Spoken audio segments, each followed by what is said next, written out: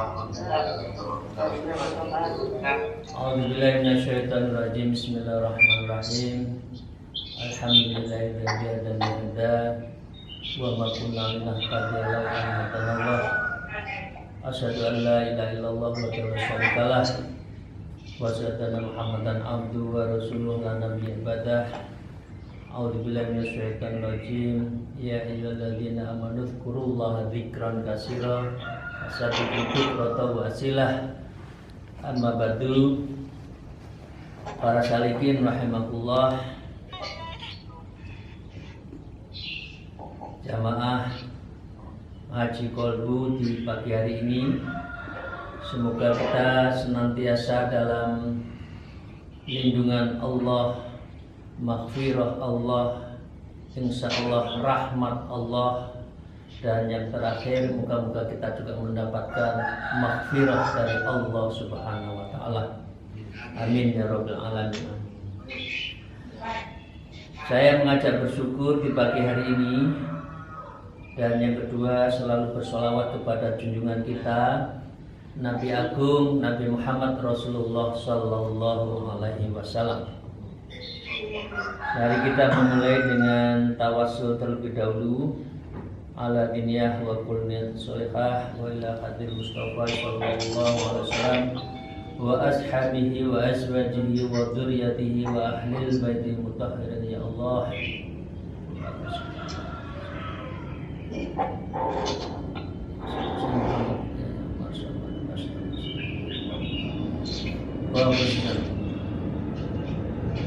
Wa husnul mu'alif hadzal kitab Syekh Abdullah bin Ali Al-Haddad. Sayyidul Fatihah. Alhamdulillahirabbil alamin arrahmanir rahim maliki iyyaka na'budu wa iyyaka nasta'in ihdinas siratal mustaqim siratal ladzina an'amta 'alaihim ghairil maghdubi 'alaihim waladdallin. Kita mulai lagi. Ayyuhal murid wa qala al-mu'allif fi hadzal kitab Adab Suluk al-Murid Al-Habib Abdullah bin Ali Al-Haddad rahimahullah wa nafa'ana bihi ma bi ulumiha fid dharain amin ya rabbal alamin. Wa man assasa jami'a umurihi al-sabril jamil khashala ala kulli khairin wa wasala ila kulli mahmulin wa dhafira fi kulli matlubin wa lam anna nafsa takunu fi awwalil amri ammarah ta'muru bisyarri wa tanha 'anil khair fa in jahadahal insan fasabara ala mukhalafati hawaha syarat laumatun multawanatun laha wajhun ilal mutmainnati wajh wa wajhun ilal ammarati fahiya marratan hakadha wa marratan hakadha. Para salikin rahmatullah, kita masih bicara tentang hubungan antara nafsu dan sabar.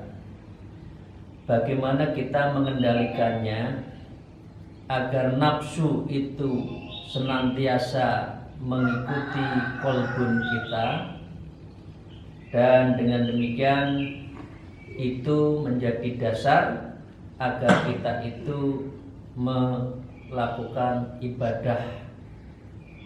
Dan di dalam mengendalikan nafsu itu harus melakukan namanya sabril jamil, jadi sabar dengan yang baik. Kemarin kita sudah bicara bahwa kalau orang itu mau suluk berjalan menuju Allah, kalau orang ingin mendekatkan diri pada Allah, kalau kita semua para salikin, jomiin, wazumiyat ini sudah sedikit demi sedikit berpaling dari dunia dan sekarang tertuju pada akhirat, maka Syekh Abdullah Alawi Al-Haddad mengajarkan anna awal tariqi sabri. itu semua harus diawali dengan sikap yang sabar. Karena kalau sabar menuju Allah, wa akhiroha syukrun. Jadi kalau kita sabar berhasil, nanti ujungnya tanjanya dua adalah ma'rifatullah wal wusul ilallah, maka itu nanti syukur, kita akan bahagia. Memang sabar, orang mau mendaki gunung, gimana nafasnya, fisiknya, peralatannya harus kuat, endurance. Jadi kalau kita mau ibadah nggak sabar, ya sedikit ngantuk, ya kita kalah. Sedikit ada halangan sesuatu yang lebih menarik, nonton film atau nonton drakor atau nonton yang lain, zikirnya kalah. Ini bagian dari tidak sabrun dan juga tidak mungkin akan mendapatkan syukrulillah. Ini yang kemarin. Nah, kalau sudah bisa sabrun dan akhirnya syukrun, maka seseorang itu akan bisa menuju namanya adalah ma'rifatillah wal wusul ilallah. Itu dan dilakukan dengan hati yang wukuf, tenang, dengan hati yang mulia, dan ini menjadi bagian dari kita sudah sampai pada hadratul ilahiyah.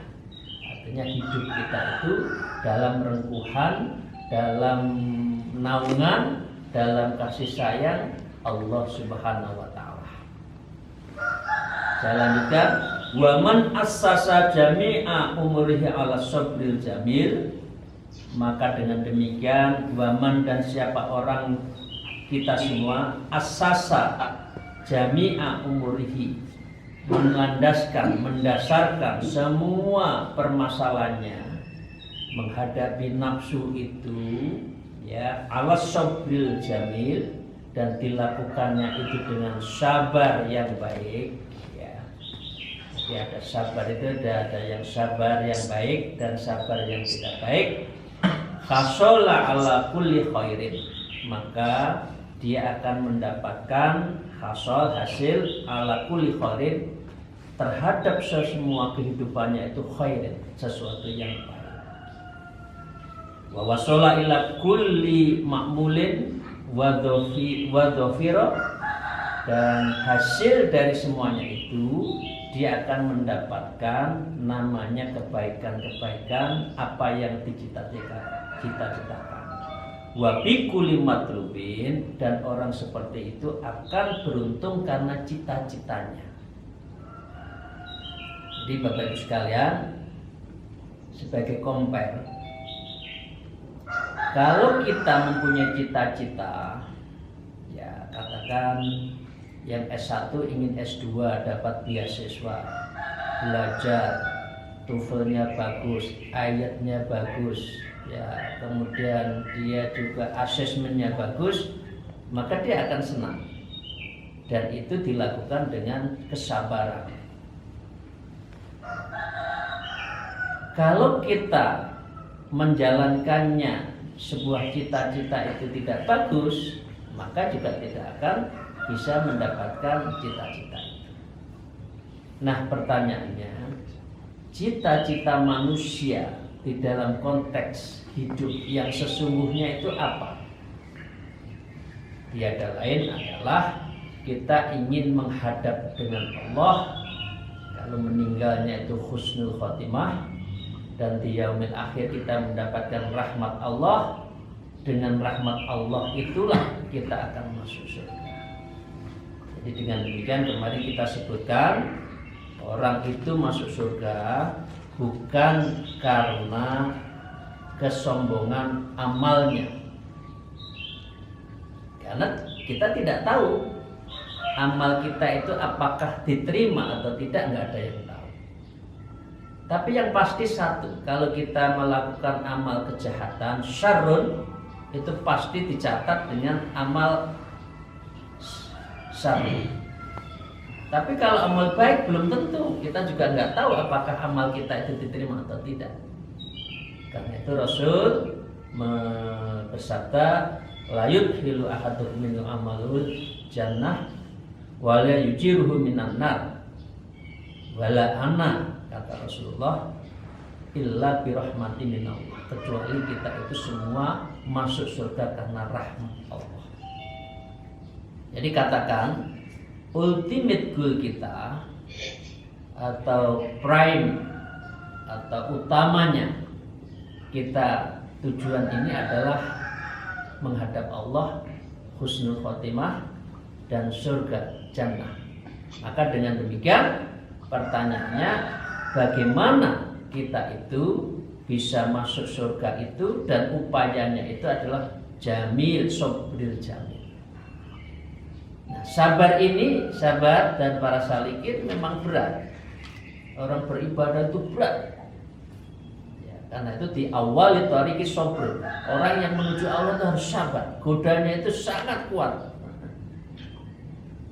Kemarin ada yang bertanya, salah satu jamaah, kesabaran itu seringkali diuji oleh orang-orang dekat kita. Entah anak kita, entah suami kita, entah istri kita.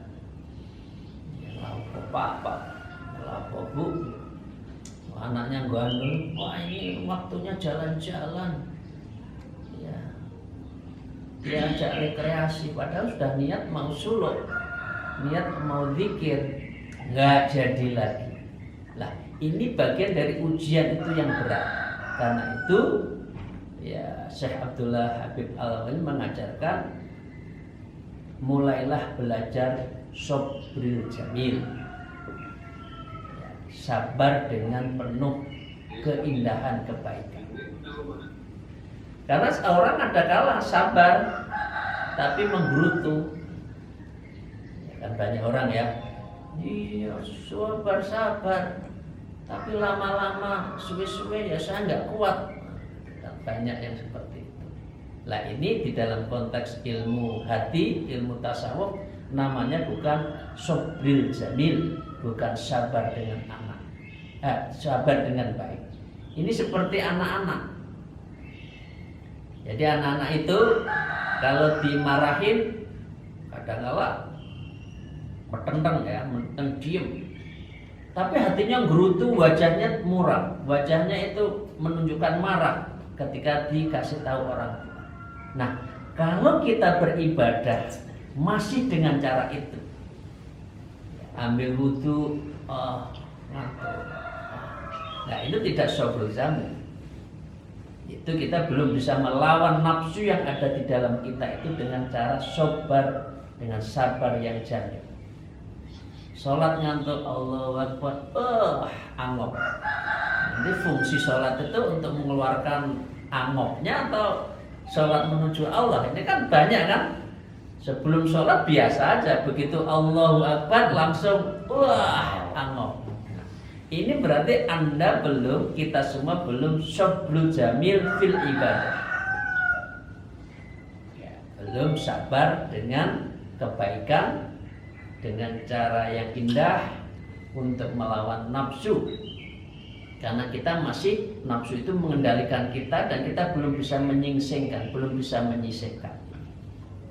Jadi dengan demikian, waman assasa jami'a umurihi ala sabril jamil, syaratnya hasola ala kulli khair. Kalau orang itu berhasil dengan cara yang sukses, baik, maka semua ibadahnya, semua upayanya, ikhtiarnya itu harus sabril jamil, dan itu dilakukan dengan cara yang ikhlas. Jangan seperti anak, iya pak, tapi ngerutu.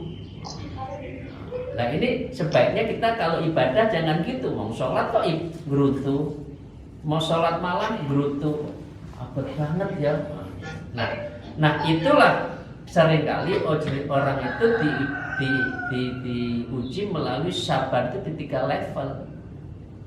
Yang kalau dalam hal kekurangan mungkin insya Allah kita biasa. Kekurangan, ya gali lubang tutup lubang, itu kuat. Yang kedua adalah sabar dalam hal melaksanakan tugas, masih kuat. Tapi yang paling berat itu adalah sabar meninggalkan larangan. Karena semakin dilarang biasanya semakin menarik. Yang indah-indah itu biasanya yang menarik, dan itu adalah dilakukan untuk mengarah ke kejelekan, dan itu menarik. Nah, memang setan itu posisinya di sini. Jadi para salikin rahimahullah, setan itu kuncinya, nafsu itu bersenyawa dengan setan itu karena satu kata aja, enak. Pokoknya satu kata yang dikehendaki oleh setan dan itu bersemayam di hati itu hanya satu kata, enak. Apa pengertian enak itu? Ya enak-enak itu begini, ndak gelem upaya nih, tahu-tahu jadi enak dewe. Itu nafsu yang bicara untuk berupaya jadi jadi jadi anggota lembaga-lembaga negara, ndak mau upaya, yang penting jadi enak. Lah ini setan, karena dia menjadi sesuatu itu karena ingin enaknya, bukan karena prosesnya dinikmati itu. Nah, yang banyak manusia sekarang itu tidak mau prosesnya, tapi mau enaknya. Tidak mau puasanya, tapi mau bukanya, berbukanya. Nah, jadi kalau orang itu nggak puasa, tapi kok inginnya berbuka, ini sudah setan, ini nafsu ini. Kalau nggak mau berupaya dan dia hanya enaknya, oh ini berarti sudah nafsu, ini setan. Ya, dengan demikian, ya para salikin rahimahullah, jadi cita-cita ya, dalam konteks melakukan sesuatu, keinginan sesuatu itu upayanya harus sobril jamil, dilakukan dengan sabar, penuh dengan kebaikan, bukan sabar dengan menggerutu, sabar dengan terpaksa. Jadi manusia kan banyak kan, suwe-suwe ya ora sabar, dikonoknya terus, digituin terus. Ya, memang benar manusia itu punya hak ghadab, tapi memang dalam hal ibadah harus sabrul jamil. Oke. Jadi para salikin rahimahullah, dari makalah ini kita bisa melihat bahwa sabrul jamil ini syarat. Karena itu disebutkan asasnya, dasarnya. Kalau orang itu sudah dasarnya tidak bisa diperoleh, artinya tidak sabar dengan jamil tadi, maka proses berikutnya biasanya ada halangan. Nah, misalkan orang sholat subuh, ya ini maaf ya, sholat subuh itu kan 2 rakaat yang rakaatnya kan paling terkecil di antara sholat-sholat fardu yang lain. Sholatnya ringan, tapi menjalankannya berat. Ya. Nah, ini adalah bagian dari orang itu tidak mampu mengendalikan nafsunya. Padahal orang itu sabar, awalnya harus sabar, memang sabar, enaknya tidur, enaknya jam 2, jam 3 harus bangun. Tanda petik ya, harusnya itu sudah pada kebutuhan atau sudah dalam arti menjalankan perintah saja ya. Oke. Kemudian ini sahur. Para salikin rahimahullah, ini teman-teman ya, termasuk saya dulu gitu ya. Habis sahur itu kan ngobrol, ngerokok, enak. Tapi 10 menit sebelum subuh itu setan datang, kelentu ya, ngantuk. Nah, ini artinya apa? Setan nggak senang terhadap sesuatu yang melahirkan yang hasanah, sesuatu yang baik bagi manusia dan Allah, pasti setan tidak suka. Ya, inilah kita itu harus sabar mengendalikan nafsu itu. Nah, itu bagian dari apa yang penting, bahwa di dalam diri manusia itu adalah ada nafsu yang harus dikendalikan. Nah, para sadikin rahimakumullah, dalam konteks ini maka yang terpenting adalah bagaimana mengendalikan nafsu. Ya. Jadi di situ pun saya lanjutkan. Jadi intinya itu orang yang sabar dasarnya, dan sabarnya itu hak jamil, maka dia harus hasola kulli khairin, akan bisa berhasil terhadap yang dicita-citakan yang baik. Kadang-kala cita-cita itu ada yang kerentak, itu ada yang tidak baik juga, yang itu harus dilawan. Wa wasola ila kulli ma'mulin, dan dia juga akan berhasil terhadap yang dia cita-citakan, dan dia akan beruntung lebih kulli matlubin terhadap cita-cita yang baik. Saya lanjutkan, wa'lam anna nafsa takunu fi awwalil amarah amaratan ta'muru bisyarri wa tanha 'anil khair. Wa'lam ayyuhal murid, ayyuhal salikin, ketahuilah kita semua para murid, kita semua ini yang hadir anggap saja murid yang sedang menuju Allah. Kita semua kan ini adalah sebut saja salikin, orang yang sedang suluk menuju Allah. Annan nafsa, maka sesungguhnya nafsa takunu fil awalil amri amarah, maka awal dari semua nafsu itu awalnya itu, mula-mulanya itu adalah disebut dengan amarah, nafsu amarah. Ini manusia. Ya, manusia itu memang ada nafsu. Kalau bukan nafsu, nggak ada nafsu, bukan manusia. Ya. Menurut Imam Ghazali, nafsu tidak boleh dibunuh. Ya, karena nafsu itu adalah bagian dari yang mendrive, yang memotivasi. Tapi manusia yang mengendalikan. Nah, mengendalikan nafsu menurut Habib Abdul Alwi ini, kita harus sobrul jamil. Kita harus mengendalikan nafsu itu dengan jamil, dengan cara baik.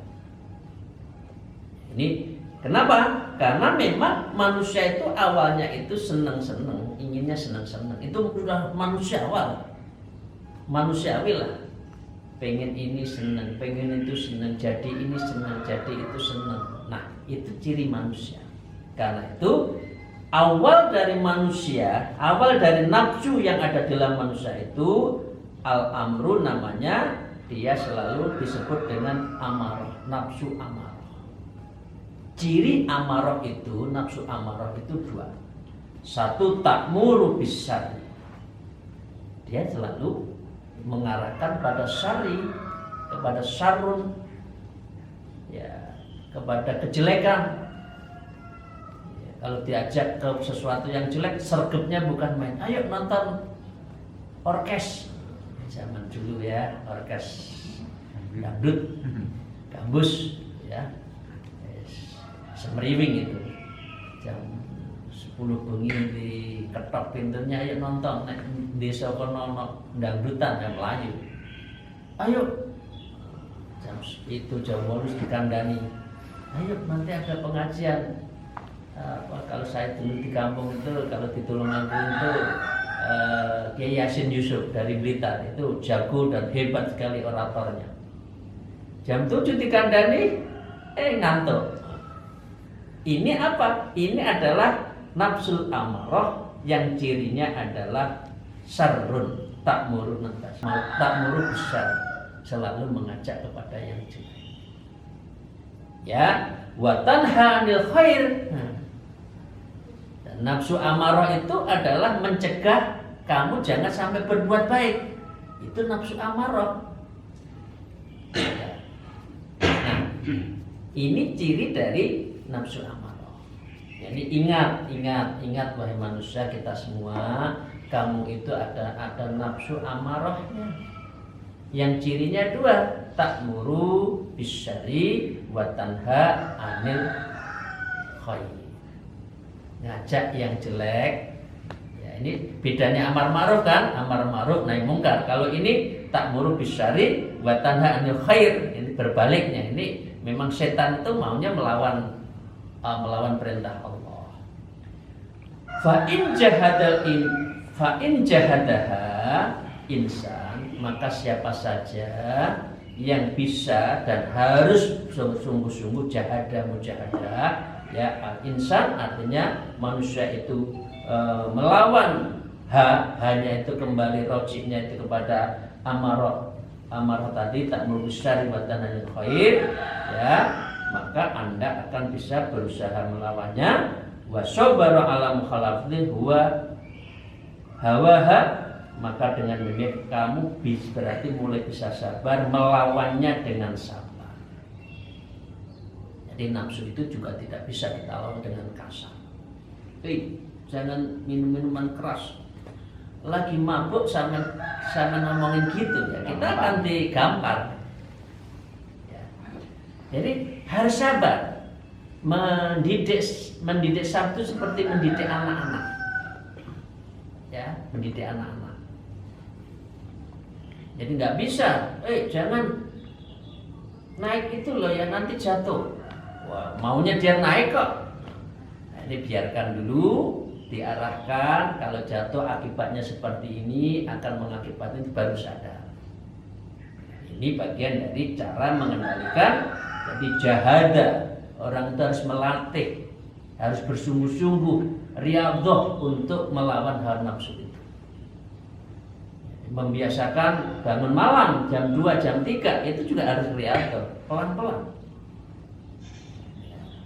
Anda kita semua tidak biasa melek bengi, tidak biasa bangun malam, dikepuli setiap malam, dipukuli setiap malam, sakit. Tapi kalau sudah biasa, ya nanti self